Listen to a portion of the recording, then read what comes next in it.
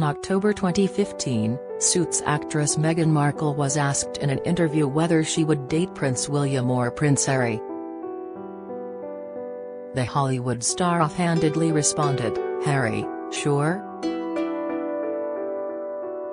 Unknown to her and the world, less than a year later, the hypothetical would become a reality.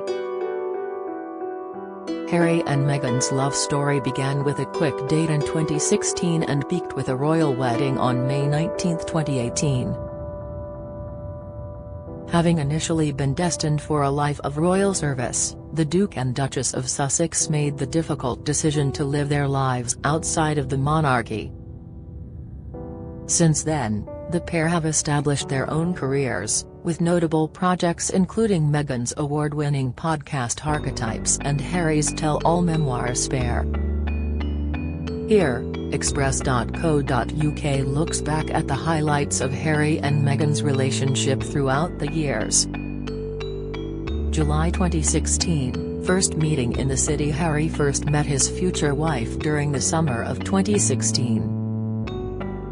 The pair connected online through a mutual friend, with the Duke admitting a particular photograph of Meghan caught his attention. In the first episode of Harry and Meghan, the couple's Netflix documentary series which aired in December, Harry revealed a Snapchat photo of their friend and Meghan using the dog filter piqued his interest. "Meghan and I met over Instagram. I was scrolling through my feed and someone who was a friend had a video of the two of them, like a Snapchat," he explained. With dog ears. "That was the first thing. I was like, who is that?"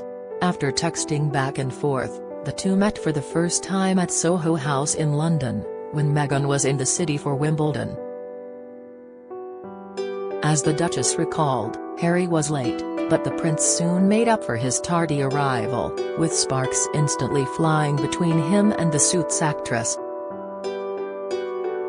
Authors of Finding Freedom, Omid Scobie, and Caroline Durand, quoted a friend of the couple in their book, who said the pair were almost obsessed with each other. Harry and Meghan met again the following evening, a meeting which only affirmed the pair's certainties about each other. "That was when it just hit me. Okay, this girl, this woman is amazing, is everything that I've been looking for. And she's so comfortable and so relaxed in my company," Harry said. Don't miss. Meghan has clarity as Duchess sent subtle message in recent appearance. Latest, Charles crestfallen by loss of royal superstars Harry and Meghan. Latest, poll, should Buckingham Palace be turned into a museum?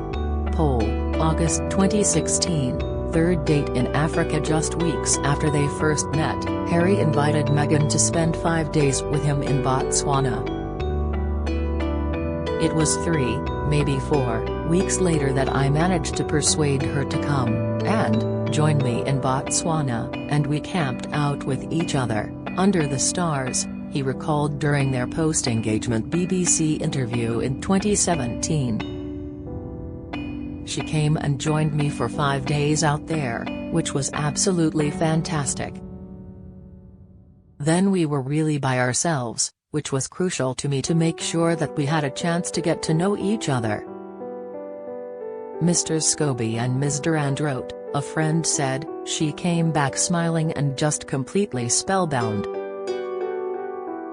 Her phone was full of photos, the nature they had seen, candid snaps of herself, and selfies with Harry. According to the friend, if Meghan didn't have to return to Canada for work and Harry to his life in London, they would have happily spent the entire summer there together. Meghan said that she and Harry talked so much, about things she rarely shared with anyone. Meghan and Harry have to change tactics as coronation signals royals won't back down. Meghan Markle and Prince Harry will have to change tactics now King Charles III has been officially crowned, former butler Grant Harold has claimed. The Duke and Duchess of Sussex have taken several swipes at the royal family since they announced they would be stepping down from their working roles in 2020. Find out more here. October 2016, important introductions. The first few months of their relationship were a whirlwind and their romance had blossomed without the pressure of the public eye. But after the summer had drawn to a close, the Sunday Express reported Britain's bachelor prince was dating the American actress. A source told the paper Harry was happier than has been for many years. Despite the world being in the loop, Harry and Meghan continued to carry out their relationship in private. Low-key royal introductions were made, with Princess Eugenie, Jack Brooksbank, Sarah Ferguson and Queen Elizabeth II being among the first to meet Harry's new girlfriend. The prince detailed Meghan's first meeting with his grandmother in his memoir Spare. "We entered the large front sitting room and there she was. Granny. The monarch. Queen Elizabeth II. Standing in the middle of the room," he wrote. She turned slightly. Meg went straight to her and dropped a deep, flawless curtsy. It was all very pleasant. In the months that followed, the prince embarked on secret trips to Canada, and Meghan called herself the luckiest girl in the world. November 2016, unprecedented action. However, with the public's knowledge of the relationship came intense scrutiny, largely concerning Meghan. Harry was forced to issue a statement about concerns regarding her safety. While confirming their relationship for the first time, the prince also slammed the press coverage surrounding his girlfriend. He noted much of the rhetoric had been sexist and racist, and asked the press to back off. Prince Harry is worried about Ms. Markle's safety and is deeply disappointed that he has not been able to protect her, the statement read. It is not right that a few months into a relationship with him that Ms. Markle should be subjected to such a storm. A month later, in December, the two were photographed in public together for the first time. Their debut was followed by another sweet outing in London around the festive season. They continued to date quietly, with known highlights including a holiday to the small Norwegian town of Tromvik, a low-key attendance at Pippa Middleton's wedding, and a return trip to Africa to celebrate Meghan's 36th birthday. It wasn't until the following year that the couple would make their relationship public. September 2017, "We're in love." Meghan acknowledged her romance for the first time in an interview with Vanity Fair, revealing she and Harry were in love. "We're a couple," she told the October issue of the magazine. "We're in love. I'm sure there will be a time when we will have to come forward and present ourselves and have stories to tell, but I hope what people will understand is that this is our time. This is for us. It's part of what makes it so special, that it's just ours. But we're happy." Their official debut came soon after. Meghan and Harry attended a tennis event during the Invictus Games in Toronto, which the prince hosted, where they were joined by Meghan's mother Doria Ragland. November 2017, engagement announcement. Kensington Palace announced the pair had officially gotten engaged, after just over a year of dating, on November 27. Harry had proposed at their home 2 weeks earlier, Nottingham Cottage, not long after Meghan had made the move to the UK. "We were both wrapped in big coats, and hers had a hood lined with fake fur that framed her face like a cameo. I set electric candles around the blanket. I wanted it to look like Botswana, the bush, where I'd first thought of proposing," he wrote in Spare. "Now I knelt on the blanket, guy at my side. both of us looked up searchingly at Meg. My eyes already full of tears, I brought the ring out of my pocket and said my piece. I was shivering, and my heart was audibly thumping, and my voice was unsteady, but she got the idea. Following the announcement, the couple sat down for their first ever joint interview. In December, they carried out their first royal engagement as a couple in Nottingham, and a few weeks later, Meghan broke royal precedent by celebrating Christmas with the royal family at Sandringham, an invitation usually reserved until after the marriage. May 2018, royal wedding. 7 months after Harry popped the question, he and Meghan tied the knot at St. George's Chapel at Windsor Castle on May 19, 2018, the pair becoming the Duke and Duchess of Sussex. Their star-studded ceremony became the most-watched royal wedding in the world. And thousands of well-wishers lined the streets to get a glimpse of the couple, who had been deemed a breath of fresh air for the monarchy. During her March 2021 interview with Oprah Winfrey, Meghan recalled the magical day. "I've thought about this a lot because it was like having an out-of-body experience I was very present for. That's the only way I can describe it, because the night before I slept through the night entirely, which in and of itself is a bit of a miracle. And then woke up and started listening to that song Going to the Chapel. And just tried to make it fun and light and remind ourselves that this was our day, but I think we were both really aware, even in advance of that, this wasn't our day. This was the day that was planned for the world." Their reception was held at Frogmore House, where Idris Elba provided the musical entertainment, George Clooney served drinks to guests, and Serena Williams enjoyed some beer pong. October 2018, baby on the way. The couple announced that they were expecting their first child 5 months after their wedding. It came as they carried out their first royal tour of Australia, Fiji, Tonga, and New Zealand. They welcomed their firstborn, Prince Archie Harrison, in May 2019. At the time, the Duke gushed to the media about his son and how proud he was of his wife. "It's been the most amazing experience I could ever have possibly imagined," he said. "How any woman does what they do is beyond comprehension. But we're both absolutely thrilled and so grateful to all the love and support from everybody out there. It's been amazing." October 2019, cracks began to show. Unknown at the time, relations between the Sussexes and other members of the royal family were deteriorating, and the Duchess was struggling. Cracks within the royal family had begun to show in November 2018, when Harry, Meghan, William and Kate announced their decision to split their households. While the Prince and Princess of Wales continued their work from Kensington Palace, the Duke and Duchess of Sussex moved their offices to Buckingham Palace.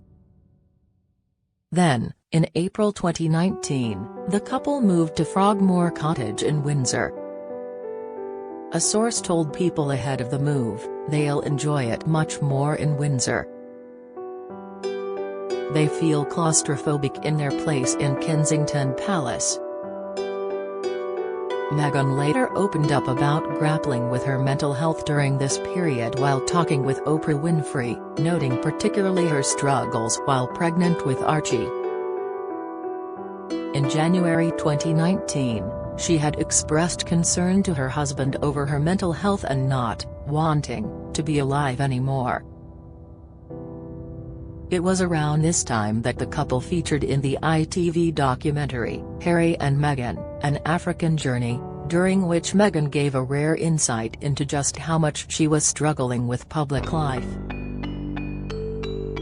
"Not many people have asked if I'm okay, but it's a very real thing to be going through behind the scenes," she told journalist Tom Bradby. January 2020, royal exit. Having spent Christmas in Canada, the Sussexes returned to the UK in the new year and announced their intention to step back as working royals. Days later, a meeting, which became known as the Sandringham Summit, was held. Queen Elizabeth summoned then Prince Charles, Harry, and William to join her at her Norfolk estate to discuss the Sussexes' exit. After the discussion, the Queen released a statement, saying, "Today my family had very constructive discussions on the future of my grandson and his family. My family and I are entirely supportive of Harry and Meghan's desire to create a new life as a young family. Although we would have preferred them to remain full-time working members of the royal family, we respect and understand their wish to live a more independent life as a family while remaining a valued part of my family." Over the course of 2 months, Harry and Meghan carried out their final engagements. In March, they attended the Endeavour Fund Awards in London and a Commonwealth Day service at Westminster Abbey. Their final day as senior royals was March 31, 2020. By February 2021, Buckingham Palace confirmed Harry and Meghan would no longer work on behalf of the royal family. April 2020, new lives stateside. Harry and Meghan moved to North America and embarked on their careers outside of the royal family, launching their non-profit Archewell in April 2020. The couple purchased their first home in Montecito in July. Before that, they had been staying in one of Tyler Perry's mansions, which Meghan would later reveal resulted from a phone conversation with the movie mogul, whom she had never met in person. In September, they signed multi-million-pound deals with Spotify and Netflix, with aims to focus will be on creating content that informs but also gives hope. March 2021, explosive tell-all. In what has become one of TV's most explosive interviews of all time, the Duke and Duchess sat down with Oprah Winfrey. The couple dropped numerous bombshells, including revelations about Meghan's struggles with her mental health, a perceived lack of support from the firm and racism within the royal family. Meghan said there were concerns and conversations about how dark Archie's skin might be when he was born and what that would look like, a claim later supported by Harry. After the interview aired, the Queen released a statement insisting the Sussexes remained loved members of the family, but asserting recollections of certain events may vary. June 2021, Princess Lilibet Diana. Harry and Meghan welcomed their second child, and only daughter, on June 4, 2021. Princess Lilibet Diana, Lily for short, was born in the trusted care of the doctors and staff at Santa Barbara Cottage Hospital in Santa Barbara, California. She weighed 7 pounds 11 ounces. Both mother and child are healthy and well, and settling in at home, a statement read.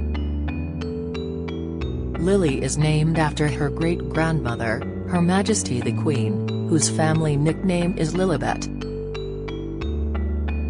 Her middle name, Diana, was chosen to honor her beloved late grandmother, the Princess of Wales. April 2022, returned to Europe. Maintaining relatively low profile. Lives in the US, the couple were rarely spotted until they made their first return to Europe in over 2 years. Harry and Meghan traveled to the UK secretly before heading to the Netherlands for the Invictus Games in April 2022. Then, in June, they traveled to the UK with their 2 children for the first time, joining the royal family to celebrate the Queen's Platinum Jubilee.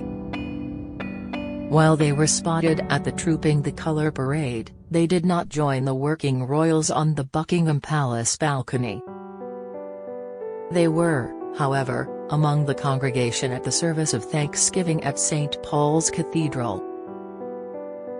On June 4, they celebrated Lilibet's first birthday privately with a garden picnic at their former Frogmore Cottage home.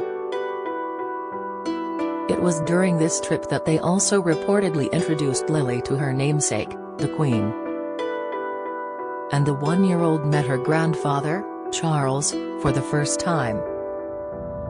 September 2022, sad reunion. The Duke and Duchess reunited with the royals once again following the death of Queen Elizabeth II. Harry and Meghan joined the royal family in mourning, accompanying the Prince and Princess of Wales on a walkabout, taking part in emotional vigils and attending the state funeral for the late monarch. The couple had returned to the UK for a week of charity events and originally had no plans to reunite with the UK-based royals. They jetted back to the US the day after the funeral, having not seen their children for over 2 weeks.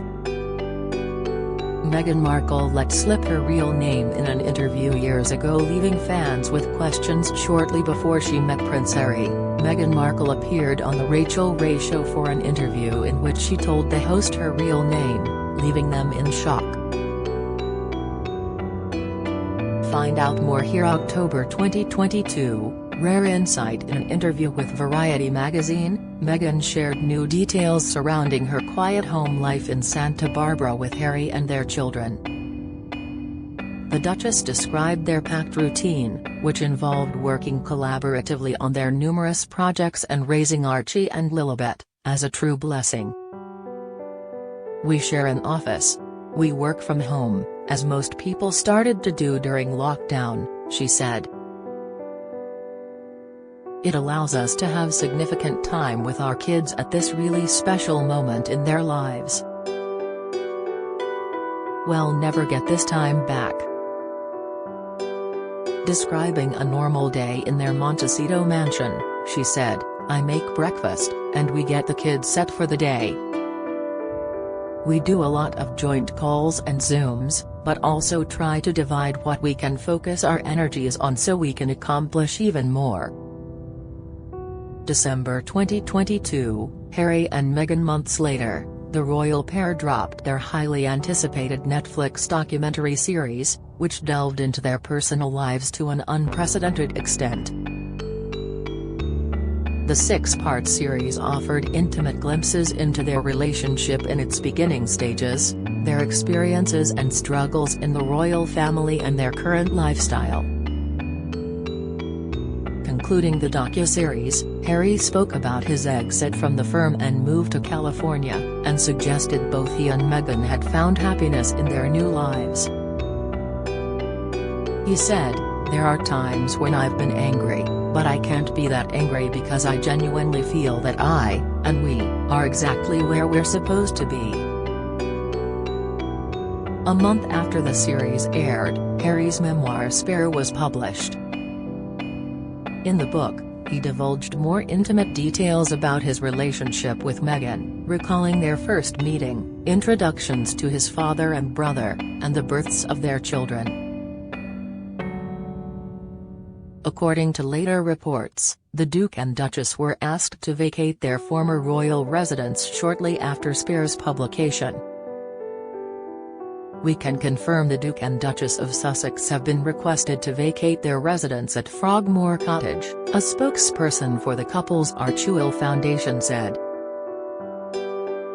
March 2023, not-so-royal christening. Lilibet was christened by the Archbishop of Los Angeles, the Reverend John Taylor, during an intimate ceremony at Harry and Meghan's home in Montecito on March 3.